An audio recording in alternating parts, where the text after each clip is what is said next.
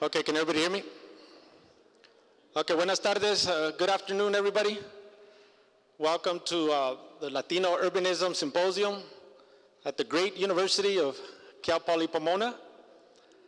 I'm very excited to be here, and I'm very excited to present the speakers. We have great speakers. They're going to speak about urban planning.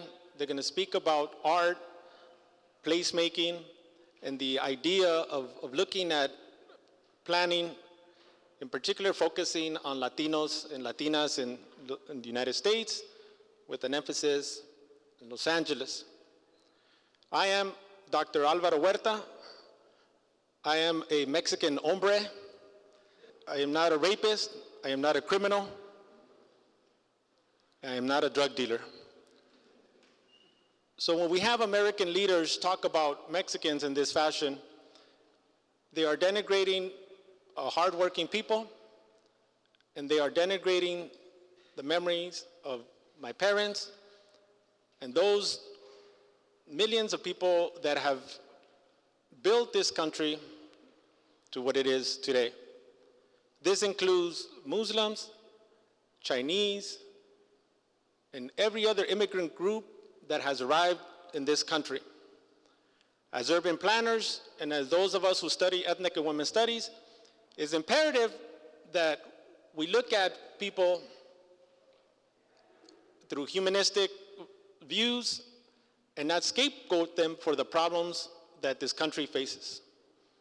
It's very important that we do not argue with ideas that are unfounded in reality, that have to do with denigrating of people because of their racial makeup or their immigration status.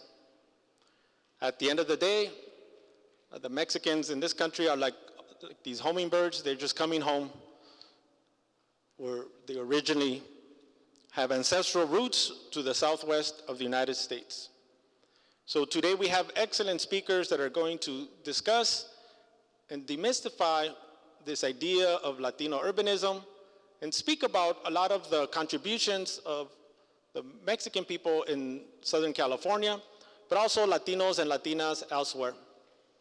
We also want to appreciate the support from the Department of Urban Planning and Ethnic and Women's Studies, the organizations of planning students and undergrad and graduate students here at Urban Planning, and the Ethnic Studies group, the students there, also the Alumni Association, and everybody else that makes this university a great place. I've taught at Berkeley and at UCLA, and now I'm here. Lucky for you, I'm here. And what I've learned over the last 2 years is that, and I've said this millions of times before, is that when I see the racism taking place on campuses all over the United States, especially at elite universities, I don't see that here. I see one of the greatest strengths that Cal Poly has to offer the world is its diversity. I see that your generation, you value people for who they are and not because of the color of their skin or their sexual orientation or their religion or their lack thereof. And this is what makes me proud to be at a university like Cal Poly Pomona, because when I look at people like Donald Trump, and when I look at other leaders that spew hate and pessimism, I think about the Cal Poly students, and I start to become optimistic about the future. Because I know that all of you here are here for the public good. All of you here are here to work with each other and to overcome our differences and to build bridges, not walls. So with that being said, I would like to introduce our first speaker, Dr. Eduardo Gonzalez. So Dr. Eduardo Gonzalez is an associate professor of Chicana and Chicano Studies at Cal State Fullerton. He received his bachelor's from LMU, his master's at Irvine in urban planning, and his PhD at Irvine in urban planning. He's written a book that's a forthcoming book on Latinos and planning from Routledge Press. And he's also written many articles in Santa Ana and in other parts of the United States having to do with the question of Latinos. So would you all please help me and welcome Dr. Eduardo Gonzalez.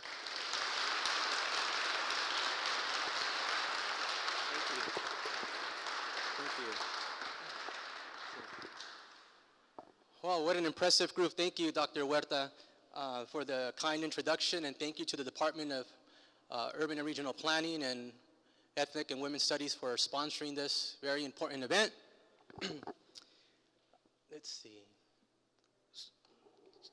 I want to start off with the presentation, and what this is, it's really a historical analysis of how redevelopment happens, looking at questions about redevelopment that are often not looked at, such as why do things happen the way they do, what are some mechanisms that help redevelopment move forward, and what does this mean for particular communities of color. And I'm going to be focusing on downtown Santa Ana, which is probably about 20 miles from here south. And I'm going to focus on the downtown area, a specific street there, and look at redevelopment from the 70s to the present time. So I'm going to give you a snapshot of some of the main issues that have been going on there. Very quickly, to go over the intro part, to ground us in the discussion, my whole point here is that what we see today in terms of debates and controversies, which I'll cover later on, they're not necessarily novel or new.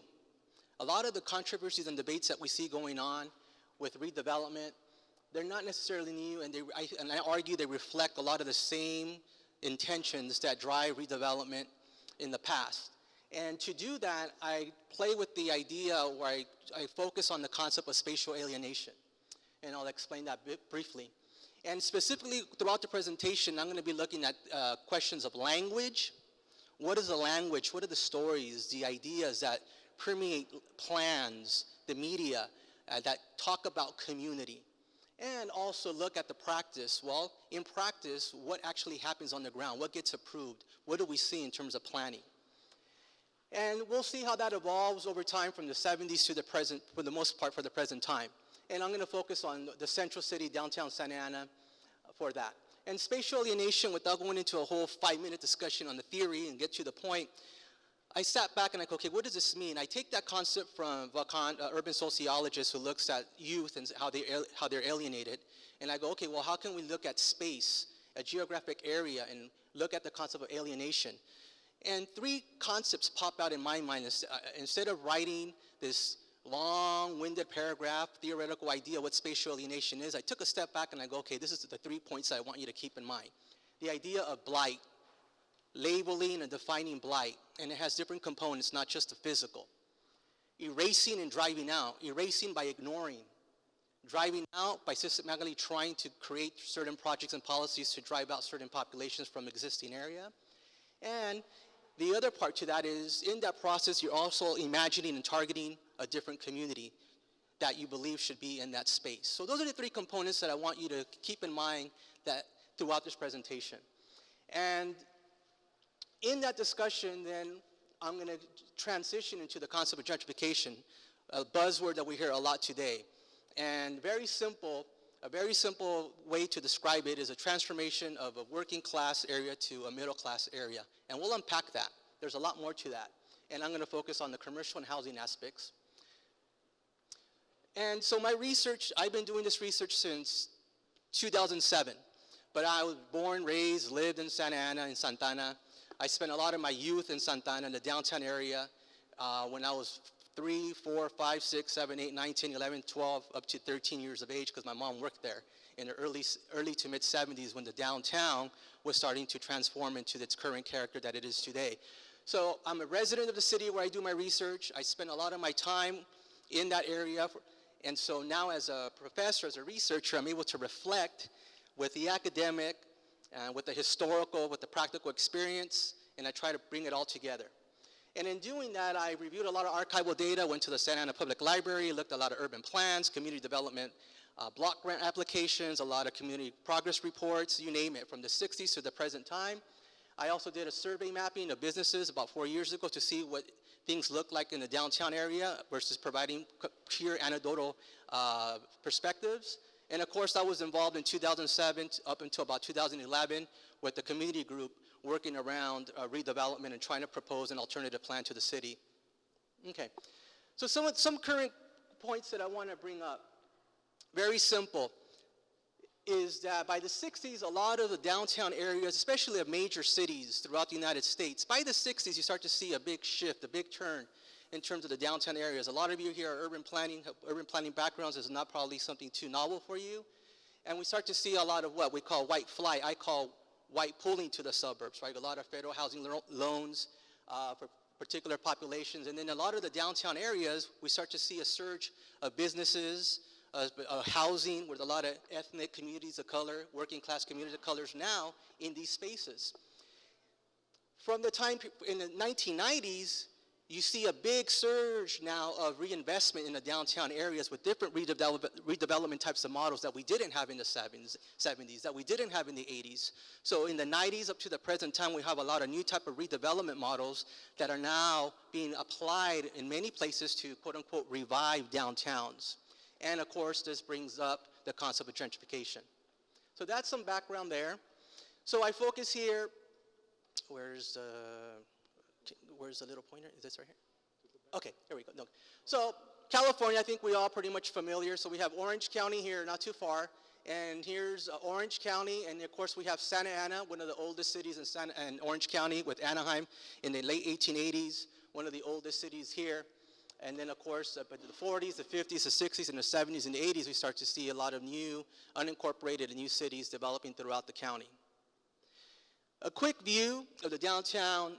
If you look at publications that have to do with history of the city, you can go to Barnes & Nobles, you can go to Amazon and look Santa Ana, a history of. There's a lot of popular books that local historians put together of cities. And you look at a lot of publications in this city that I studied in Santa Ana, you'll see a lot of these images. In the 50s, with a lot of historians or local historical preservation societies will say the glorious 50s, and that's a concept that's applied to a lot of places throughout the United States. You have Happy Days, an old show that says everything was great and dandy in the 50s. This is what the downtown Santa Ana area looks like in the 1950s. In the 60s, this is the same look. This is the Spurgeon Clock Tower, so this is looking east. So these are all similar viewpoints here. That's the 60s, and this is in the 80s. By the 80s, you start to see, from the 70s to the 80s, the downtown starts to have a lot of businesses and shops targeting the consumer or the Mexican, immigrant, working class communities. Oh, let me go back. And so my research wanted to look at redevelopment over time. And to be honest with you, a lot of my research started in 2007. But when I started working on my book and I started researching more about the history, I just could not ignore a lot of the things that I was finding in the common thread. So initially, it wasn't even my plan to go so back to the 70s. In the 70s, I found a downtown plan that was the first largest comprehensive plan that the city had created for the downtown. Because this is the early 70s coming after the 60s that they want to revive the downtown. And this is actually just a recreation because it was typed. It was a type of sketch. And so I had this recreated. And here's some common concepts, common ways to describe the area.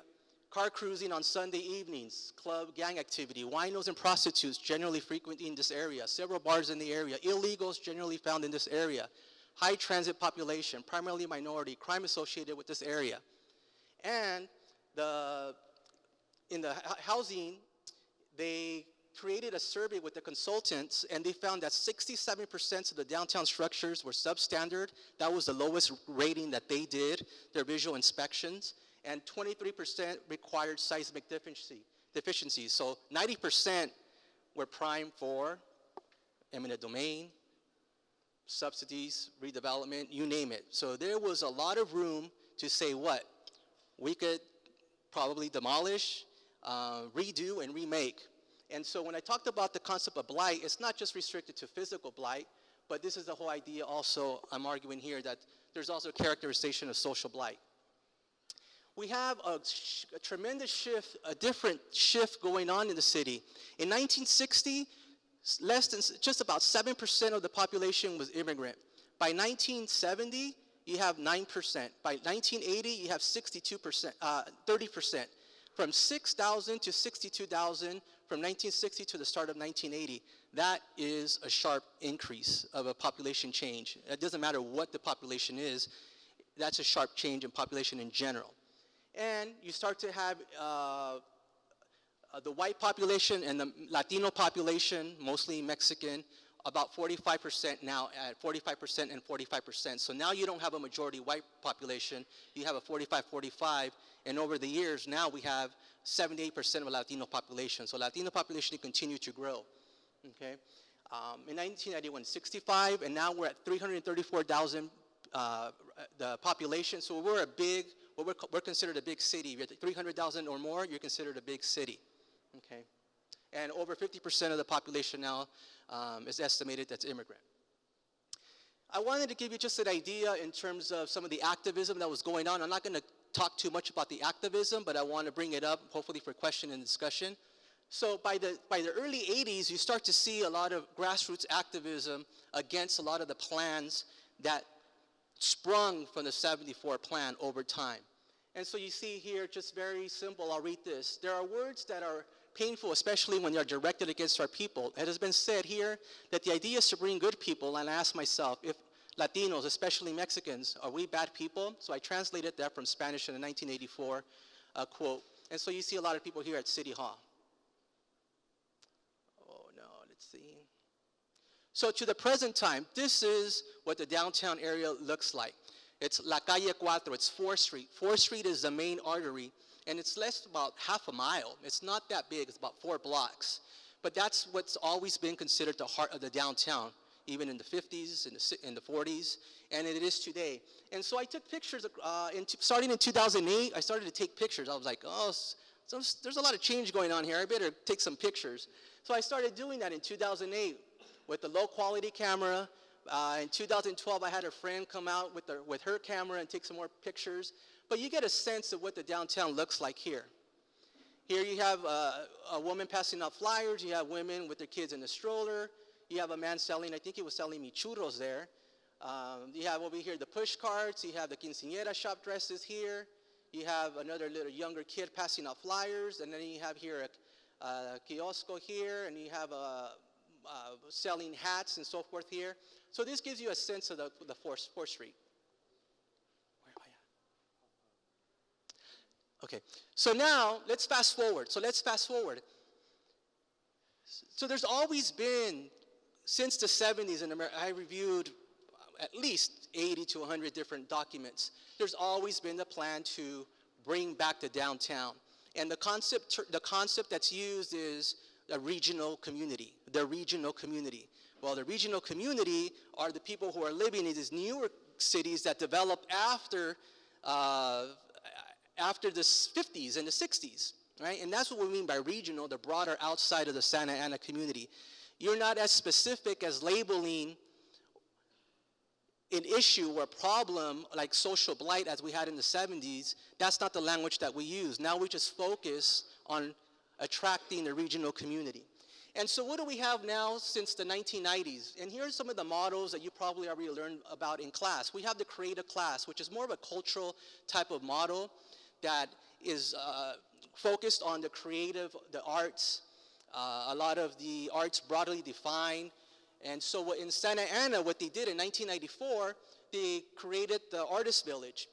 Just on the side of 4th Street, not on actual 4th Street, but on the side of the 4th Street, they invested in 1994 $7 million to purchase, rehab buildings, rent them out for $1 a year, or just give them to a nonprofit and let them sustain themselves with a free building, or provide $500,000 to another investor who has an existing building to rehab it and bring it up to code, and that would start to revive the area. Right? And so that was the first sign, and that was more creative class, right, bringing the artists. Artists are usually the first engine that come into areas, whether it is engineered by the city or not, but the creative class is a type of redevelopment model that is used to try to revive downtown areas. But again, that's on the side of the 4th Street, like 1 block away. Related to that is new urbanism. I'm probably speaking to the choir here. New urbanism, urban design type of model to redevelopment. You focus on architecture, landscape, and some of the most common elements to new urbanism are what? Work-live lofts, small single families, small areas. Not too many families could live in there, but you have what? Maybe professionals, and you have certain types of businesses on the bottom and then live at the top. So the city started investing in a lot of this type of housing around the downtown area. And they also started investing in this type of housing near the train station that's less than half a mile from the 4th Street, from the heart. So that is what? The transit-oriented type of development connected to new urbanist design, right? To connect people through the Greyhound and come into to the train with the idea that people could come to the downtown area, make people not drive their cars, so you save the environment. So you have all these models now happening in the downtown area. Okay, so this is an example of, okay. So in 2007, the Renaissance Plan would be the city's now largest plan since 1974, 420 acres that covers 5 areas of the downtown. And this plan pretty much covers creative class, new urbanism, and transit-oriented ideas. Okay, this would finally give the city their template to follow. Okay, but what happened? I want to just give you a snapshot of the plan. In analyzing the plan, I make the argument that the plan erases the existing community in the area. It doesn't vilify it. It doesn't call it social blight. It doesn't call the Mexican working class, the majority Mexican working class immigrant population. That's not the language and the model that we're doing today. We just simply erase. And what I mean by erase, are the key concepts that I want to point out, the key ideas. It says that the downtown, in short, is thriving. Merchants report strong sales, but it's not meeting its potential. Okay, that's one way to phrase the way that there's a justification for change. It also avoids using or talking about the existing demographics in the area. It just devotes a few sentences, and pretty much what I have here is what you'll see in this big plan, okay? And for that, that's what I call erasing.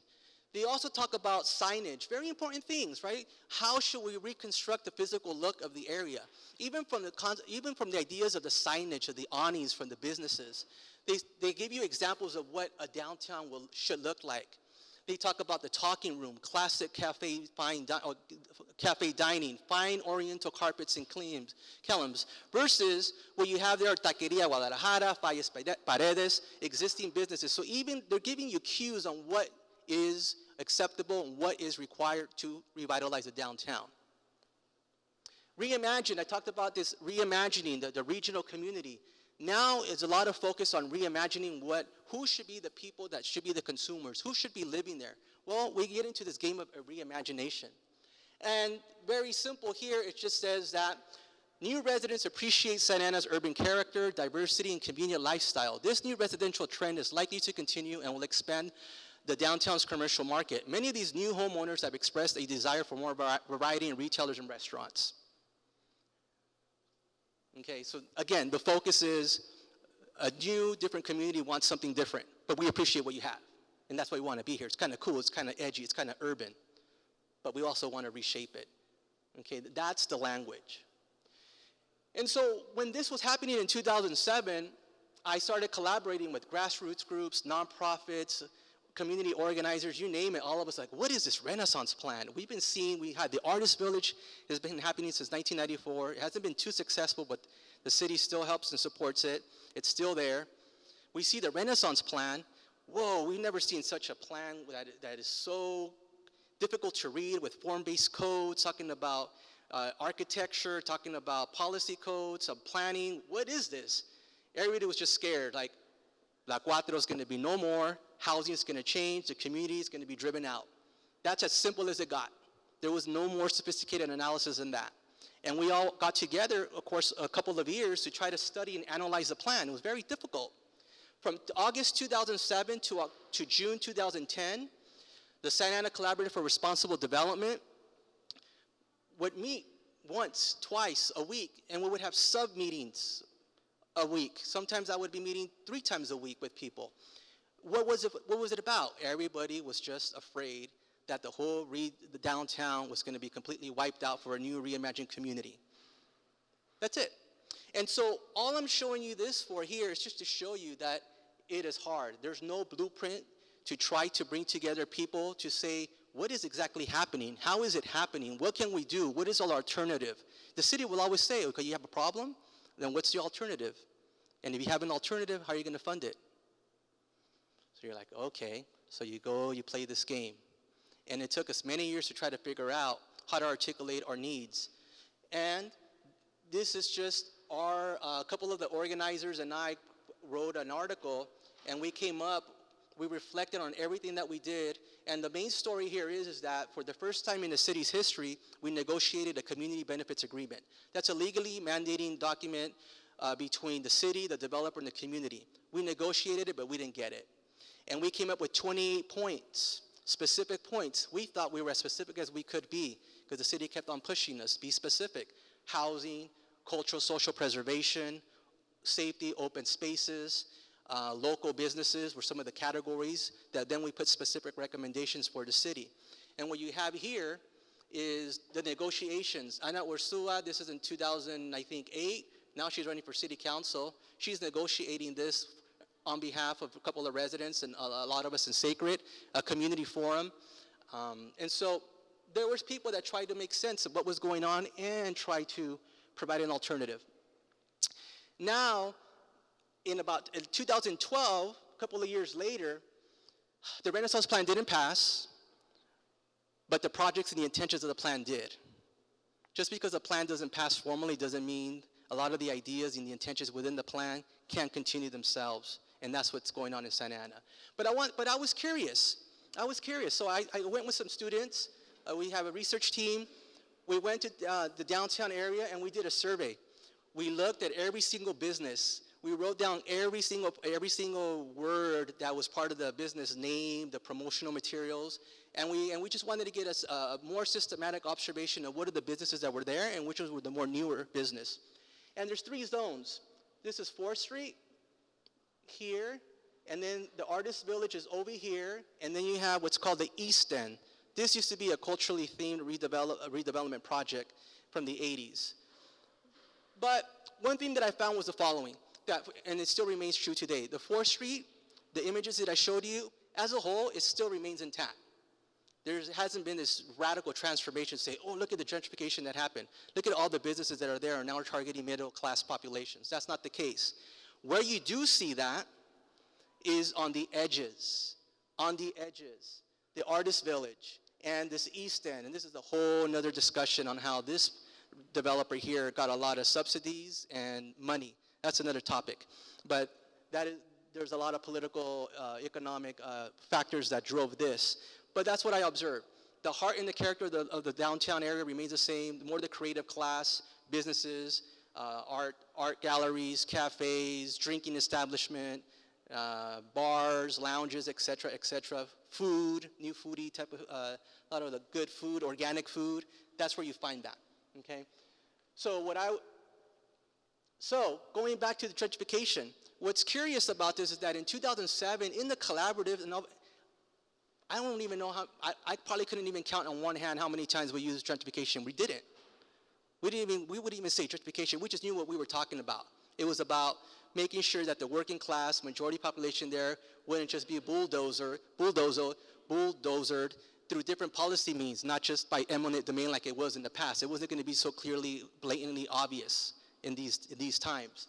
So I did some numbers, and usually when we talk about gentrification in California, even in Southern California, what?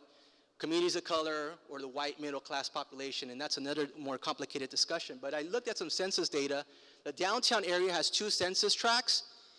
From 2000 to 2010, the downtown lost 14% population of residents. Well, if you change the housing character, of course that's going to happen with lofts and other types of small apartments than the more bigger families, because the city did buy up a lot of homes and boarded them up and cleared them out. So that helps also contribute to the reduction of population.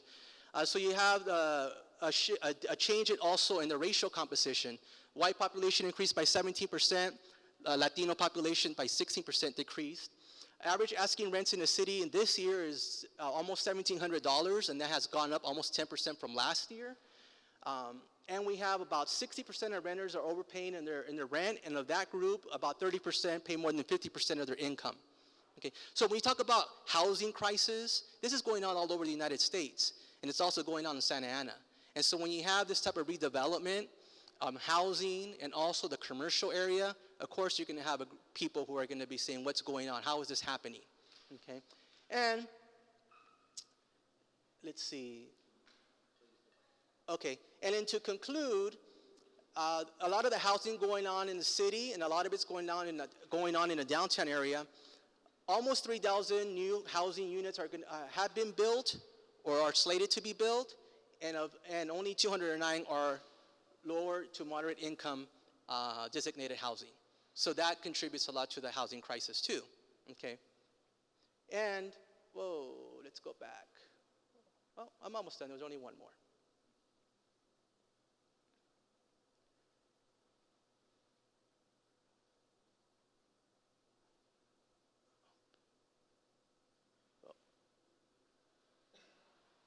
Okay, so the final analysis here.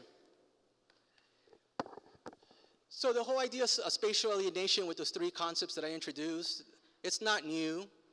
It's been going on for a long time in the city. And that's, being a resident, you get a sense of that. But actually looking at it as a scholar, taking a look at it and seeing these trends, it's pretty amazing. And I started working on this before the presidential campaign election. Okay, and so a lot of these concepts and ideas, they're there.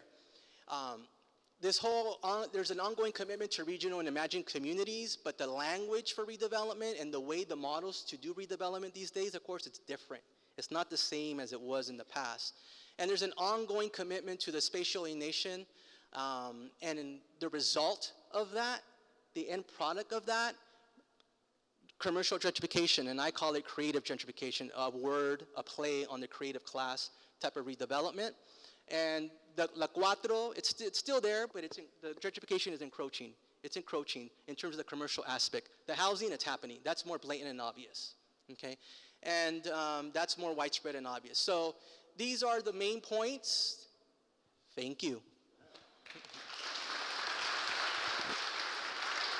Round of applause. Hello, hello. Can you hear me?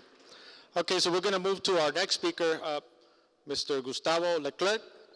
And in the meantime, we'll have our technical experts here moving us to the new presentation. So this is, as you can see, we have a great presentation. Gustavo. Oh. A great presentation by Dr. Gonzalez, and we want everybody to stick around for all three presentations. They're all fantastic.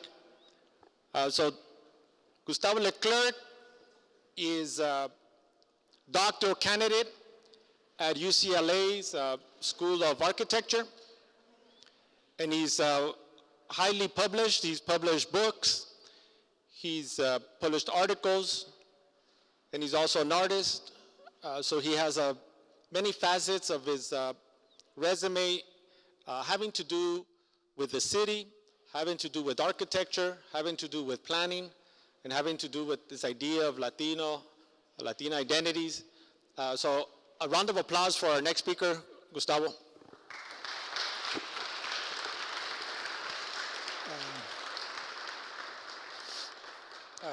Thank you. Can you hear me? You good? Okay. I want to thank Alvaro for inviting me to this great conversation. I have to make two disclaimers before I start. One, I'm also, like Alvaro, a bad hombre from Mexico. I was born in Veracruz. I came to LA in 1990, and now I'm a Mexican immigrant applying for a Chicano visa. The other disclaimer that I want to make is that I'm not an urban planner. So I respect urban planning a lot because it's some sort of kind of profession. But what I'm interested is in how the broad issue or notion of culture is transforming or has been transforming Los Angeles. So in that, I think we have a very common interest, how Los Angeles is being transformed by Latinos, and what does that mean?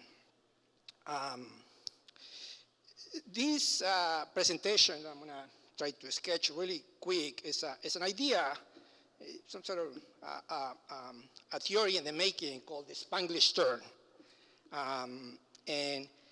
And this is some sort of part of a larger ongoing research, kind of my formal research that I've been doing. I did in UCLA for 8 years, and now it's some sort of kind of getting formalized.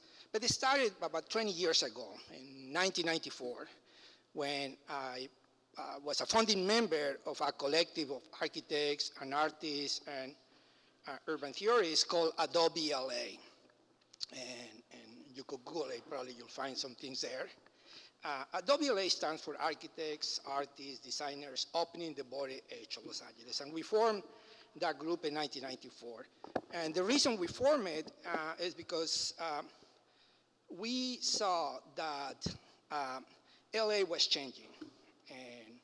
And at the center of these changes were Latino communities. And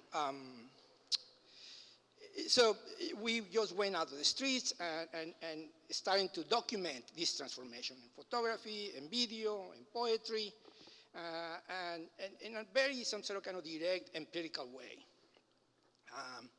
That some sort of initial research culminated with 2 publications, one called Hybrid City, Ciudad Híbrida, the production of art in alien territory. I think we did that like 1998. And then a year later, we came with a more formal book called Urban Latino Cultures, La Vida Latina in LA.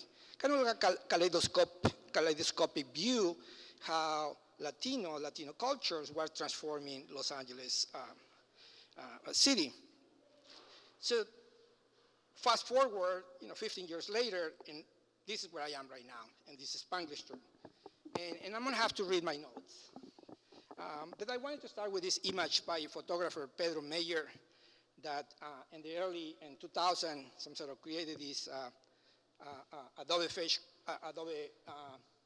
Photoshop image of a gigantic pre-Columbian figurine, some sort of kind of Godzilla type, walking in the landscape of Los Angeles. In the creation of artistic and cultural works, where you are and at what time, period, will have a constitutive effect on the kind of work you produce, especially during times of turmoil in social, economic, and political life.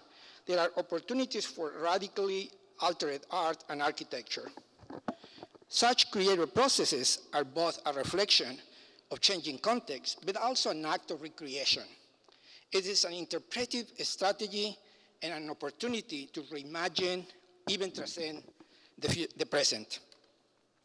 Los Angeles, currently in a time of radical change itself, is one location where new hybridities are created, a process which is heavily influenced by the changing cultural dynamics of Los Angeles. You have to put it here. A process which, this process, along with the current urban turmoil, produces an emergent hybrid culture, visible in the arts, popular culture, and contemporary urban practices, and in some architecture.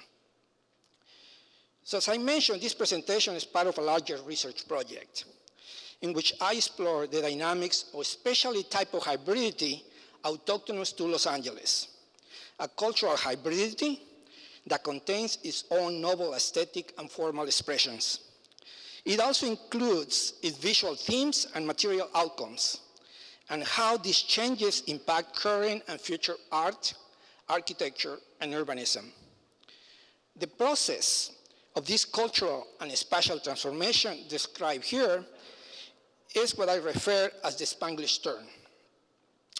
The Spanglish turn in Los Angeles is made up of parallel traditions, materials, scales, and visions, which coexist and commingle to create new urban forms. It is occurring in large part through the combination of Californian and Mexican influences, motivated by widespread Latinization process in Los Angeles and other US cities. Throughout US history, new innovative cultural sensibilities have risen out of the joining of different peoples. The present day changes occurring with the US population are causing significant adjustments to the appearance, consciousness, and context of American urbanism. While many of these changes are in their emergent form, this research theorizes that with the expected continuation of current demographics, political and economic trends, these forms will continue to mature and become ubiquitous across US cities. Let me just go. The Spanglish turn is informed by the cultural connection between Los Angeles and Mexico, in particular Mexico City. I use Mexico City because its scale is similar to the scale of Los Angeles, but more importantly, because Mexico City is in some way a microcosm of the entire country of Mexico. This connection has existed for a long time, and it has been intensified in the last few decades. This historical connection between people, beliefs, customs, and objects has facilitated the strong cultural flow between the two places, joining and regenerating the Latinization process occurring in Los Angeles and other major US cities. In broad terms, cultural hybridity has existed for a very long time and is now seen as the main cultural symptom of our current globalized world. In Los Angeles, this cultural mixing is the result of a particular and unique dynamics that has as its center Latino and Mexican culture.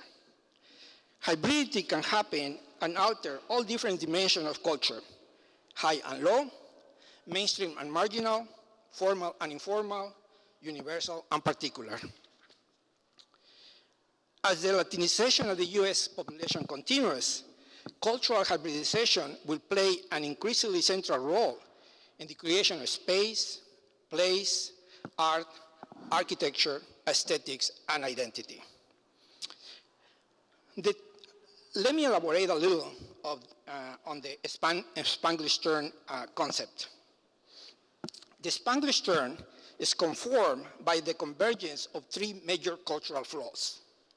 The historic progressive California ethos, the historic Chicano experience, and recent Mexican immigration. These three dimensions work in trialectical fashion and offer the capacity to produce new and innovative cultural hybrids that are essential for understanding and defining the special and formal expressions of contemporary Los Angeles. Let me start with historic California progressive ethos. 20th century California progressive ethos is a key cultural stream in informing the Spanglish turn in Los Angeles region. Some of the most significant progressive social movements have been fostered in California, such as the anti-war movement in the 1960s, the labor movement spearheaded by Cesar Chavez and the United Farm Workers, the feminist movement as epitomized in the Women's Building near Chinatown, which was considered from the 70s to the 90s as the feminist mecca in the United States, and also alternative lifestyles such as the hippie movement in the Bay Area. Just to mention, for instance, the influential beat subculture was an important part of 20th century ethos in California. Beat subculture and poetry was hugely influential in its openness to non-European, unconventional thought and experimentations of all kinds, with drugs and lifestyles, with philosophies and materials. These conditions correspond with the assertion that some cultures are more open to adaptation and appropriation than others, which would account for much of the innovation that took place in California in the 20th century. as manifested in the early artwork of painters such as Ed Rocher or the architecture of Frank Gehry.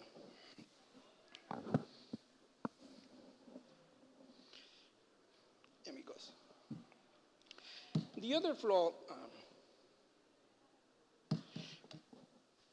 another major influence in Los Angeles has been and is Chicano culture. Chicano cultural cohesiveness and creativity has developed rapidly over the last several decades due to the Chicano movement of the 1960s. This movement was born in Los Angeles in response to negative stereotypes of Mexicans in mass media and the American consciousness. Part of the original political and cultural agenda was for Mexicans Americans to develop a new political consciousness that included a great sense of ethnic solidarity, an acknowledgement of their subordinated status in American society, and a greater determination to act politically and perhaps even violently to end the subordination. And that's a quote from one of the leaders in the 1960s. The movement addressed a broad range of issues, in part through the creation of works of literary and visual art that validated Mexican-American ethnicity and culture. This large-scale creative expression developed into what is now known as the Chicano art movement, through which Chicanos express their ideals in media such as painting, drawing, sculpture, and printmaking. This process helped Chicano artists and activists create a place-based identity and history separate from Anglo-American iconography and its European roots. This sensibility also promoted many Chicanos to create art centered on their own personal and place-based experiences. This trend continues today for many artists. It can be seen in the paintings of John Valadez. In his work, Car Show, people are gathered around a winning lowrider car after a competition, an iconic scene in youth Latino culture in LA. Valadez has painted this scenario in a hyper-real style, almost like a larger-than-life snapshot photo where participants seems to be caught in the act of hyper-self-consciousness.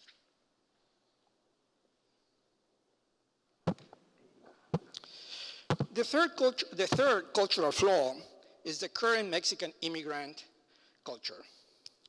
Mexican immigrant cultures bring with them fresh formal and aesthetic sensibilities that tend to mix with existing ones, creating new sensibilities that result in novel hybrid forms and aesthetics.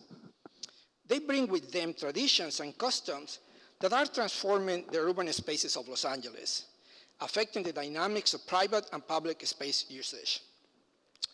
In Mexico, the distinction between private and public space is consistently blurred. It is in the public spaces that one can see an expression of a contemporary sensibility based on temporality, informality, adaptability, and performativity.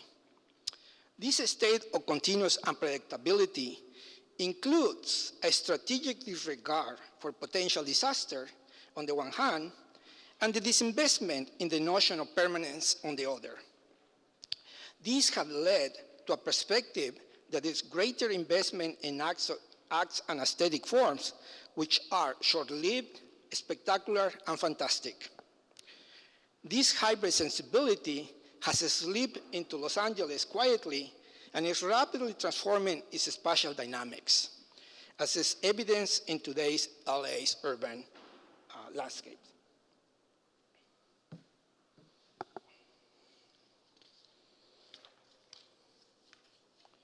And this is a public space in Mexico City.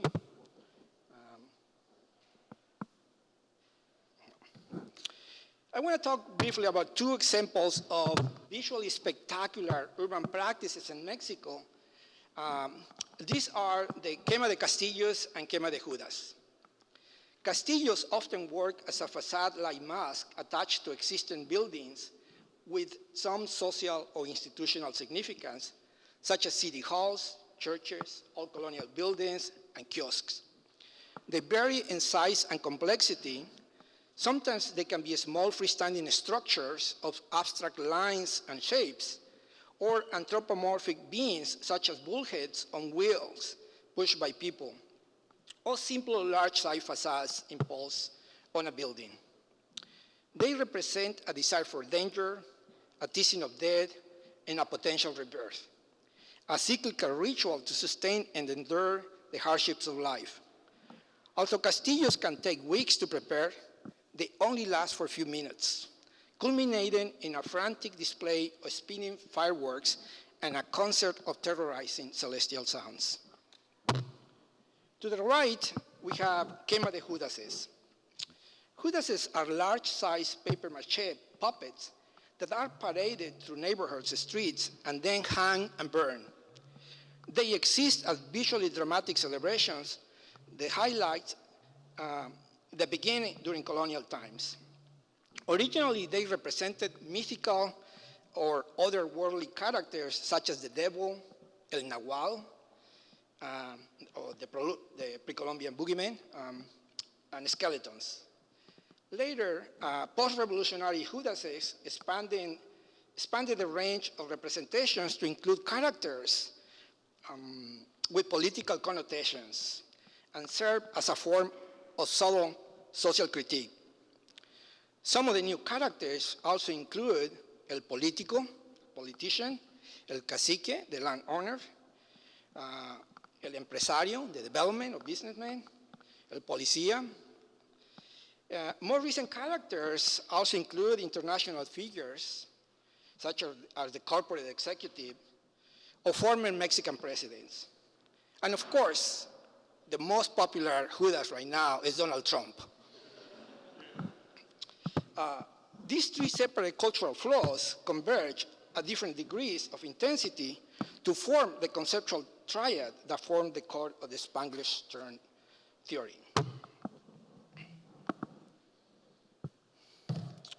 Now, as a way to understand how cultural hybridity works in contemporary Los Angeles,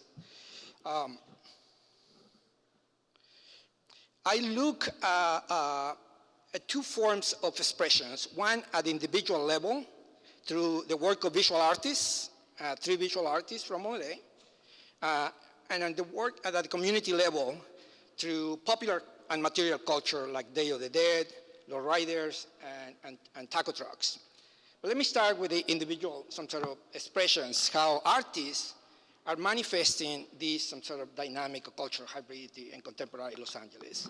One of these artists is Rubén Ortiz Torres. In the work of Rubén Ortiz Torres, cultural and physical contexts are essential. Hybridity and customization based on lowrider style are two concepts that are central to his artistic practice. In his work, hybridity is characterized as a trickle-up cultural phenomena based on multiple factions that come in constant and intense contact. By their proximity, they have produced cultural forms that tend to be radical, malleable, wild, and bold. Another concept of significant in his work is that of playfulness or irony, as expressed in his multimedia installation pieces, such as these two, the Garden of Earthly Delights to the left, and Power Tools, where he's been customizing tools or machines that are used to domesticate the suburban landscape of Los Angeles. But some sort of, he used like a lowrider, lawnmowers, and customizes a lowrider or these leaf blowers, and transforming in some sort of art installations. So for Ortiz Torres, the qualities of playfulness, style, and delight are paramount to his artistic practice and aesthetic approach. Playfulness in Ortiz Torres' work, let me go to the next time. Playfulness in Ortiz Torres' work serves as a dual purpose: to disarm the viewer by making him or her laugh or experience humor, and then provoke a subtle form of critique on the conventions and relationships between high culture, cultural identity, race, and cultural representations. As we can see in this early work in the 1990s of customized baseball cups.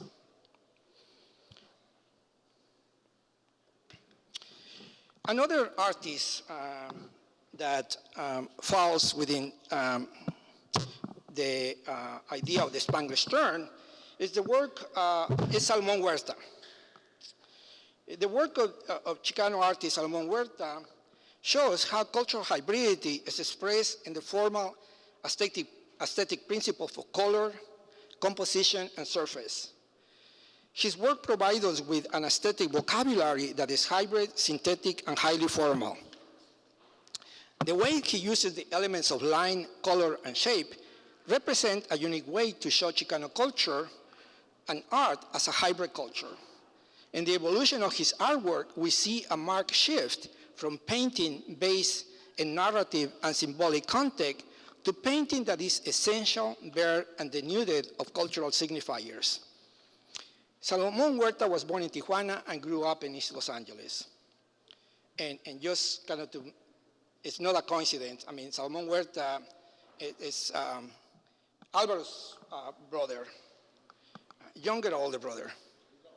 Older. Yeah, he said that you are older. Yeah.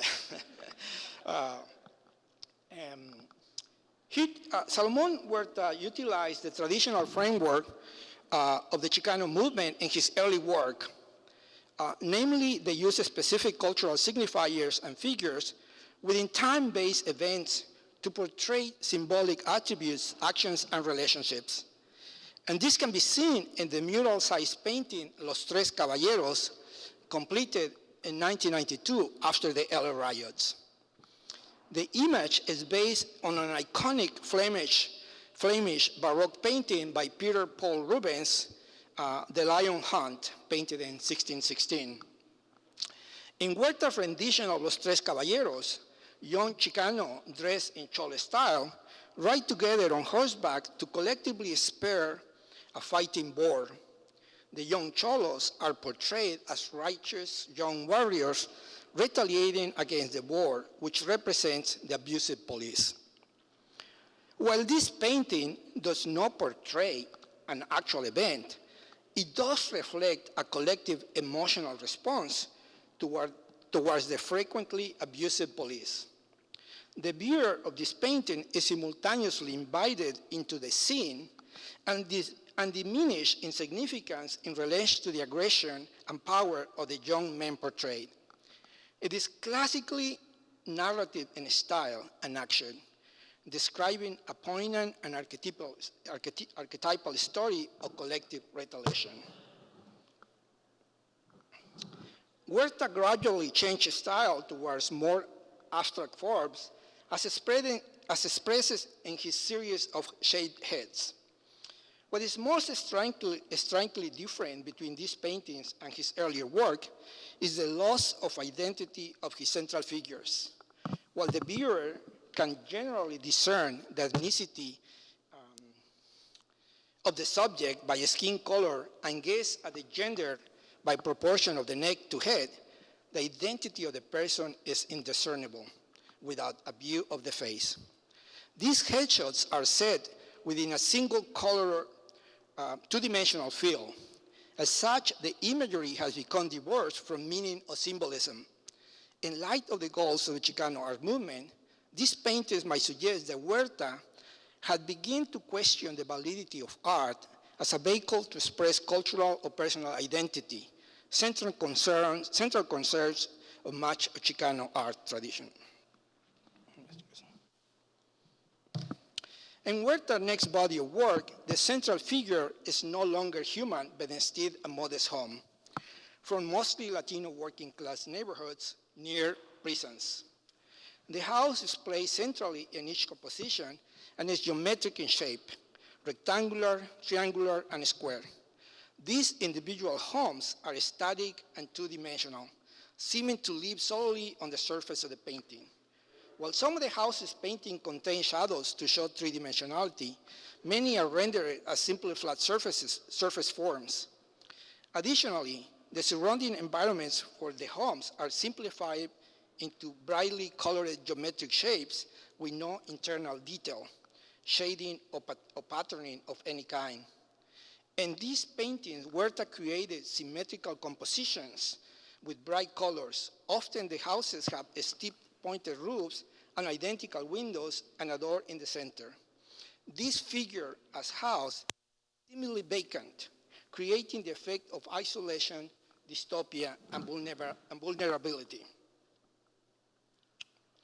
This uneasiness and this uneasiness and sense of utility, I have 6 minutes left.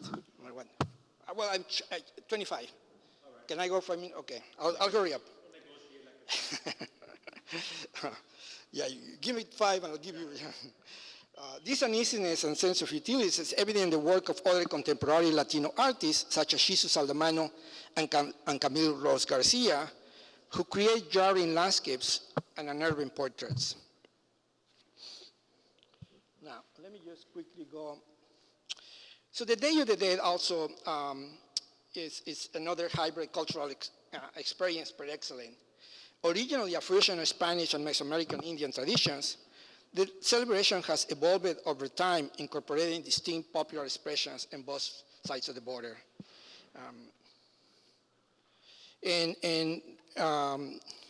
So during the day celebration, private domestic spaces and public community places get transformed and transgressed to facilitate the celebration. These environments become decorated and redesigned in such a way as to affect the performativity of the spaces and the experiential sensation of the participant. And in Los Angeles, the celebration of the Day of the Dead takes into another dimension of hybridity by appropriating different cultural fragments from other cultural groups. Let me go. Lowriders, quickly, is another form of cultural hybridity. And lowriders hold tremendous potential for the field of architecture and design, in both in terms of aesthetics and design principles. Lowriders are unique objects that express cultural value, but at the center of its value system is the aesthetic dimensions. Form and performance are the two most important values in lowriders. These hybrid Baroque aesthetics that combine high and low notions of art, craft and art per se, decoration and ornamentation, and design, are the products of a long, elaborated process of meticulous customizations that has developed over many decades. This is another a piece of winning lowrider bag. You can see the level of elaboration in that. Let me just show you. And of course, I mean, and taco trucks, and as the Trump supporter mentioned, you know, we're going to end up with taco trucks on every corner, and that's like everybody's wish dream. But taco trucks, with their mobility, create an art in motion, and their movement from place to place, and the congregation of various food mobiles perform in a distinct formal and aesthetic way. Mobility allows food trucks to claim different spaces of the city and imprint them with their presence for a short period of time. This ephemeral claiming of space and presence is important to understand the contemporary nature of Los Angeles, where temporality, ephemerality, and non-permanence are central characteristics of the city's contemporary urban spaces. And this is how, kind of like, the contemporary, and just the last one I finish,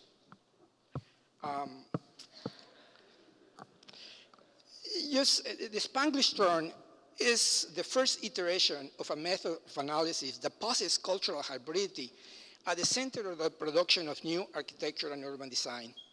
This mode of analysis is context-specific. It intimately engages the dynamics of cultural and spatial production of a specific place and time. As mentioned earlier, cultural hybridity is the sign of our times, of our contemporary culture. And the more societies and cities evolve, the dynamics of cultural hybridity will become more intensified and complex.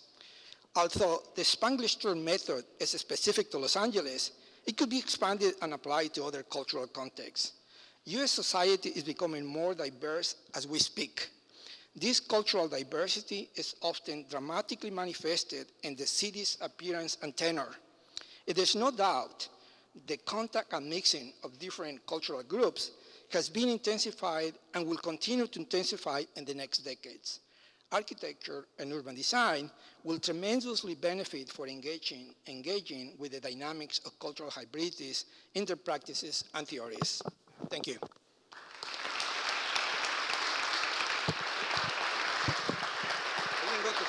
No, that was fantastic.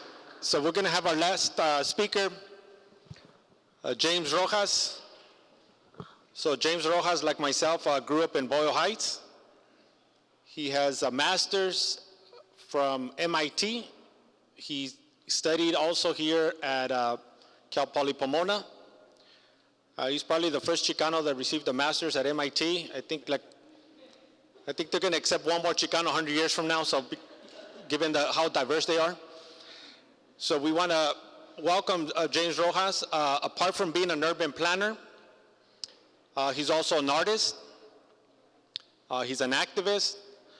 He's written book chapters. He's written extensively in the Los Angeles Times and other periodicals about his history of not only himself, Boyle Heights, but also his family, his uncles, his parents.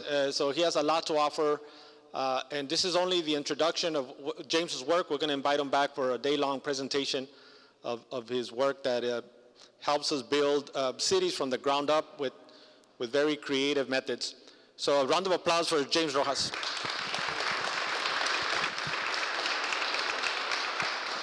Okay, I'm happy to be here.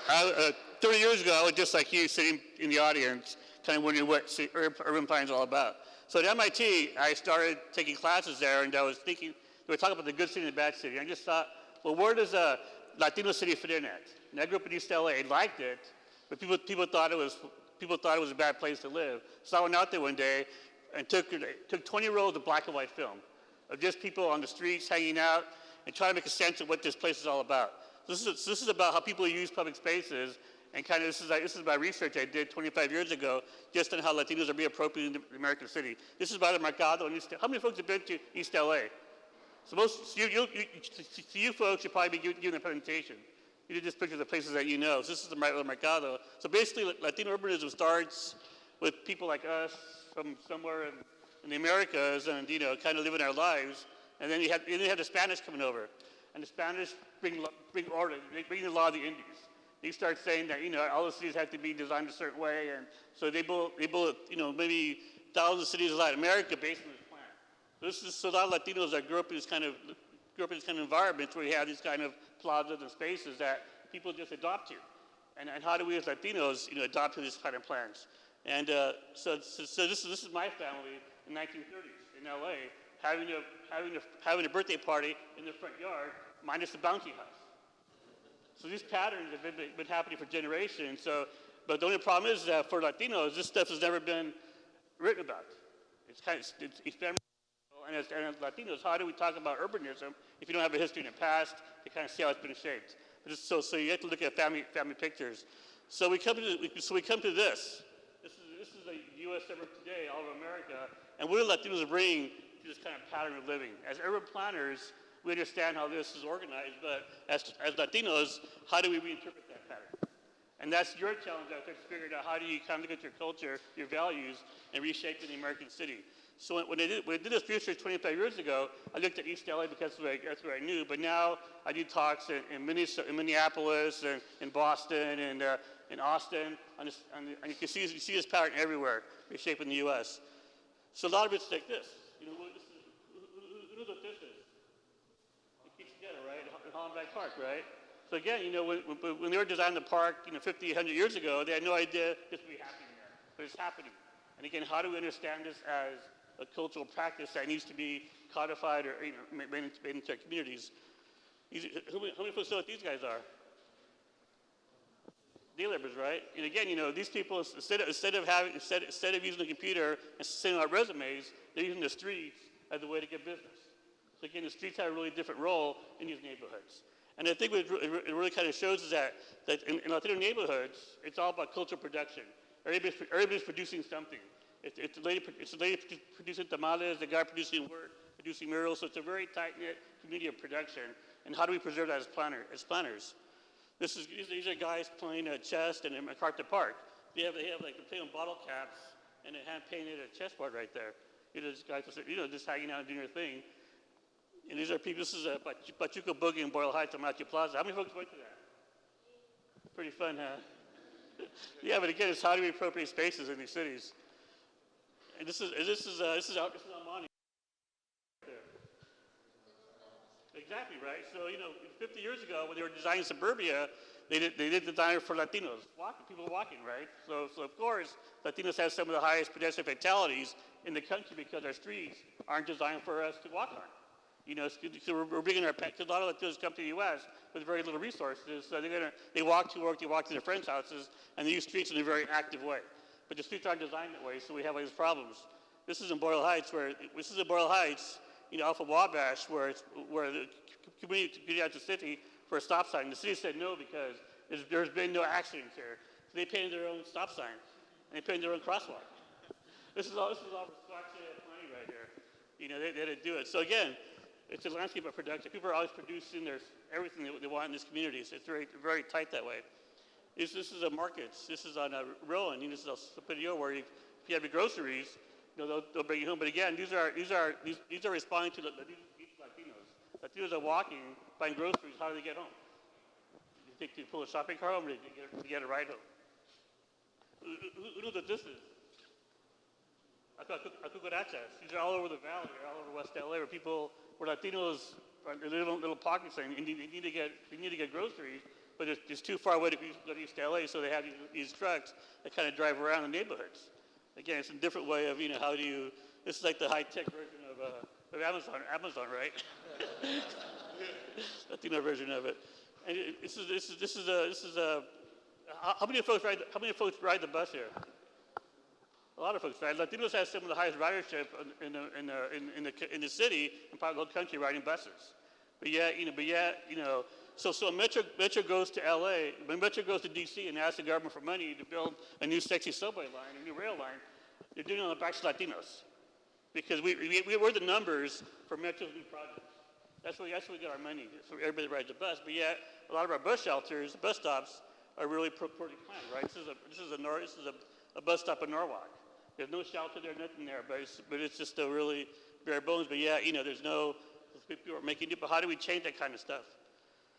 This is a taco truck. This is by Metro, where I used to work at for many years. And if I worked past 5 o'clock, in the evening, I would have to go there to get dinner because there was nothing, there's no food out there. And again, these taco trucks are responding to needs of mobility and transportation. People in LA are biking and walking more. Therefore, you see more taco trucks and more vendors. They could go to where the people are. And it's changing everything. This is a vendor in MacArthur Park. Again, a really high transit area where people just go there and buy off there. And again, a lot of the vendors are women. So women take a very active role in creating the Latino landscape because they're out there hustling and making money, doing what they do. So Latino women are actually kind of domesticating the LA urban landscape with their practices. This is a woman selling, having a garage sale in East LA. And apparently, in East LA, you have a lot of garage sales. And people have garage sales because they're not trying to clean up their garage. They're doing it to pay their rent. Therefore, as planners, how do we change our zoning codes to allow for garage sales? So in LA County, what they did in LA County, they said, okay, people have garage sales, and Latinos having garage sales, so what do we do about it? They changed their ordinances. They allowed people in East LA to have garage sales, a couple times a month, but as long as they don't sell new merchandise at the garage sale. In Santa Ana, they just said, you can only have one garage sale a year, or twice a year, and that's it. They put a kibosh on it, right? But again, so somebody made a value judgment of what a garage sale means. So I think that's, as Latinos get to figure out, what are the values implying in our zoning codes that make this kind of stuff happen or not happen. This is a piñata. How many folks know what piñatas are? You guys see this kind of stuff, right? This is on City of Chavez. Again, the whole idea of using objects and materials to make your streets a lot more walkable. This is a fence in Boyle Heights. This is like a pop-up clothing store, right? That's what we use as a fence to kind of recreate that space. Again, the whole domestication of materials. In fact, I work a lot with this woman called artist called Carmen Negote. A lot of her works about how women use spaces in LA, this kind of domestic spaces. This is a mural in Boyle Heights. Again, these murals kind of fill in the blank spots. And again, it's a way of wayfinding, a way of finding your way around the city. You have a mural there. What do you think you sell there at that store? Two-Face, right? It's very obvious. I mean, it's a way of people communicating in the visual landscape. You think of suburbia, it's really kind of bland, right? But this is the way of kind of livening it up. And again, having that mural on that blank wall really changes the character of that wall. Now it becomes a very nice place for people to hang out at and be social. How many people have seen this place? This is El Mercado. Want to tell us about it? El Mercadito. Yeah.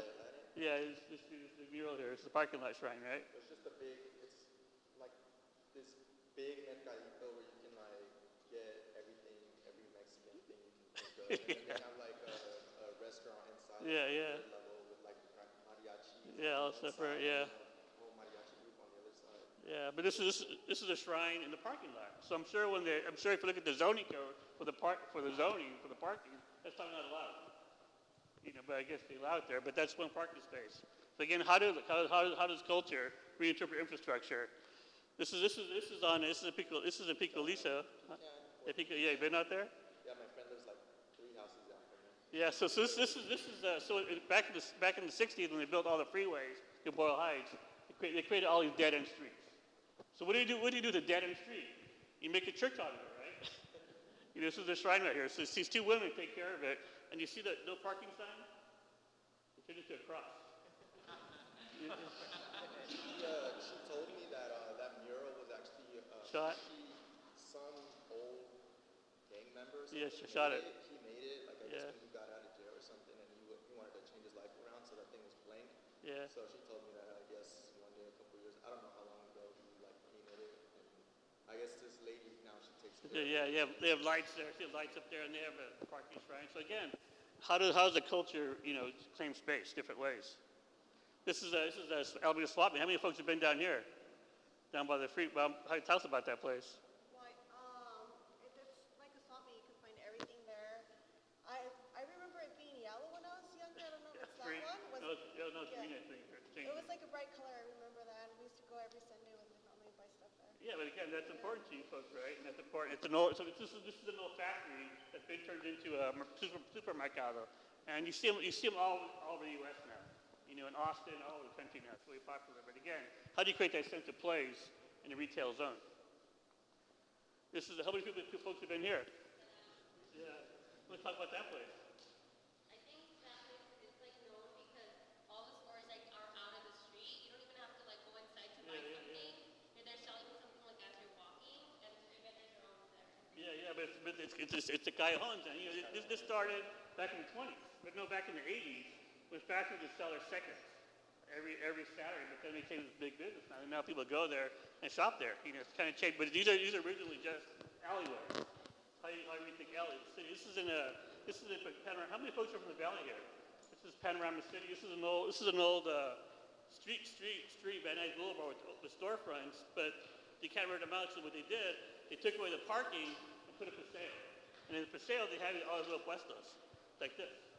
Now people can have these rent these small cubicles and have a small business. And it really kind of transformed that back of the place, and it's really become a very active kind of zone. How many people have been here? Matthew Plaza. Really popular. When I did my research here 25 years ago, this is a donut shop in the middle of Chacacam, where the Manachos are hanging out at. But now it's been kind of modernized and kind of become a landmark. When I did, 25 years ago, this place was a community node. You had a supermarket there, you had a gas station, a laundromat. Now it's all empty. Now it's just this big kiosk. But now it's like a landmark now for the community. So it's really, and it's kind of been the ground zero for the whole gentrification battle. What takes place around all these vacant lots at the Metro I bought one time. How many folks have been here in Guadalajara? How many people have been to Plaza Mexico? You can see the same building, right? See the City Hall in Guadalajara? You see the living room. take this side. How many folks have been here? Can you tell us about this place? Let's tell us about the place. Can you tell us about it? It's just, it's a shopping center, and then when anything major, like within Mexican culture happens, like Mexican Independence Day, everybody's there. Yeah. Just when big events happen there all the time. Yeah, so it's developed by a Korean that was born in Mexico City. Want to make the ideal Latino shopping mall, so it's all very much all the different elements of Mexican culture. But again, a lot of immigrants take their kids here. It's almost like Mexico. They can't go back home. They come here instead. They kind of show them a different kind of space. But again, how do we appropriate spaces and make them different, make them our own? I also looked at front yards and architecture and the residential. So you have a traditional Mexican house at that end, the American suburb in the middle, which we all kind of know. Then you have the kind of East LA house that has a porch and a fence, and how these kind of styles get kind of superimposed or kind of hybridized. So again, this is a house in East LA. I've been looking at for the past 25 years. It was originally probably a wooden house, but now the top picture it's the stucco back in the 1990, and it has arches and has a lot of stuff on it. This is its house today. But why do you think this is possible? Why do you think that happens this way? Any ideas? Because a lot of Latinos work in construction, right? This is a very easy thing to do for them. They'll put a porch up, they'll put a fence up, they'll put anything up if you ask them. So you see a lot of changes in these landscapes because Latinos can do it. I went to a friend's house one time in Pacoima, and he had this really high-tech kitchen in there, right? I go, how'd you get this high-tech kitchen in a little small house? And he said his mother was a housekeeper in Beverly Hills, and she would see these houses in Beverly Hills with really fancy kitchens, and she told her husband, build me a fancy kitchen. He built her one, right? Look at how these things get appropriated, right? So this happens. So people here are trying to rethink an architecture style that they probably didn't have in Mexico, but they have it here now in Los Angeles with the arches and the fences. And the whole idea of kind of building is kind of like these front yard, courtyard. So again, with the suburban house, the threshold is at the front gate, at the front door, but in the Latino house, the threshold is at the front gate. So that becomes a really popular point of interaction where people tend to talk. You could hang out. When I did my research 25 years ago, I did it from the front gate because that's a really normal place to talk to people. It's informal, it's casual, it's not, so people talk there a lot, and it becomes a really interesting place of interaction. Whereas in the American house, the front yard is kind of a no walking zone. But in Latino culture, it becomes very active. So these are just different shots. This is a Latina again working on her fence in Boyle Heights. And again, front yard parties, like the bouncy house. This is eating in the front yard. Again, the front yard space is being used different ways. This is a UCLA Bruin house. No. So who do you think lives in this house right here? Who do you think lives there? A big family? Small family? Single person artist? It's a woman. A woman lives there. She's like, she has no kids. So that's why it's such a neatly organized front yard. So again, you can tell a lot by his front yards how they're kind of organized and how people kind of live there. It becomes very much how people kind of identify your neighborhoods. This is a front yard with growing corn. How many folks know what this is? Probably Jalisco people. It's in the front yard, right? Selling media. But again, how the front yard is being used to sell stuff. Could this happen in Orange County or Santa Ana? Probably not, right? They probably have these zoning inspectors on you. What happened in Boyle Heights? This is how many folks know what these are? The nacimientos. Every year they have these huge nacimientos in the front yard. And, how people kind of celebrate their culture, identity through their front yard and their Christmas and nacimientos. How many folks know what this is? It's my Shrine Lady Guadalupe. And during December 12th, they're all decorated. So we've actually had walking tour of the Boyle Heights on December 12th because everybody has their shrines, all lit up. And this is a front yard. Again, this is a front yard in Boyle Heights. Again, you see all the cultural icons from the plaza in Mexico in that front yard. So that person that built that front yard is thinking, I want to recreate what I lost in Mexico, which was a plaza of public spaces, because the American suburbs don't have plazas. So how do you kind of recreate that in your front yard? And how do you invite people in there? And how do you make it be part of your identity?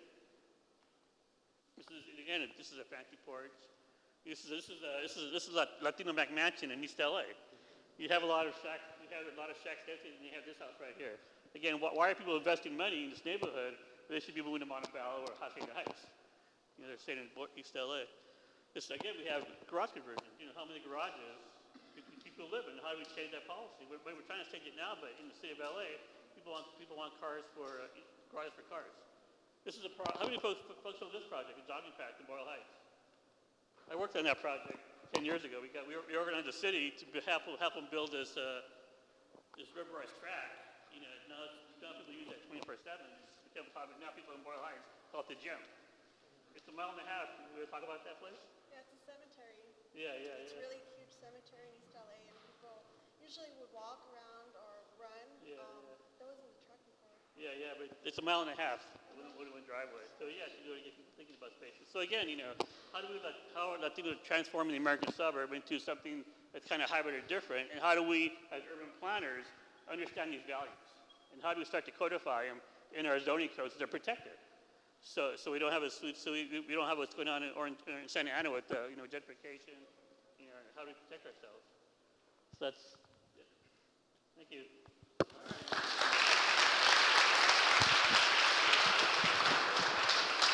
Hello. Okay, round of applause for all our speakers.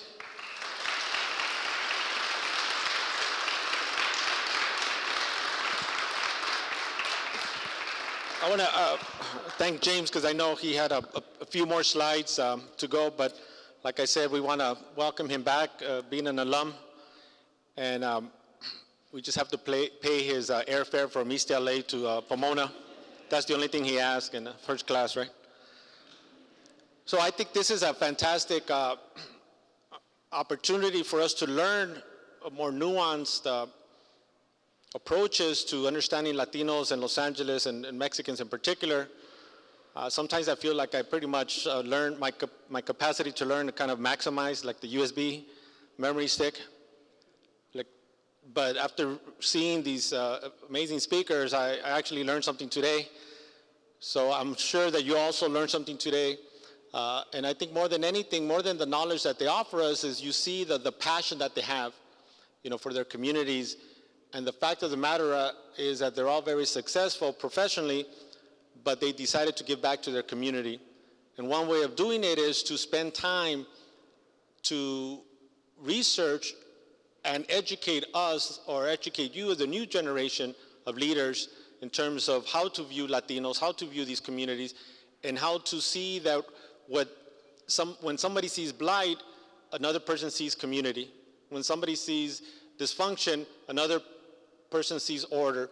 So it's a matter of perspective, and too often in Hollywood and in national politics, we hear just negative portrayals of Mexicans and Latinos and Latinas, but with scholars like these and activists, we see that we can have a different view of these communities. And you don't have to belong to a particular community to advocate for them.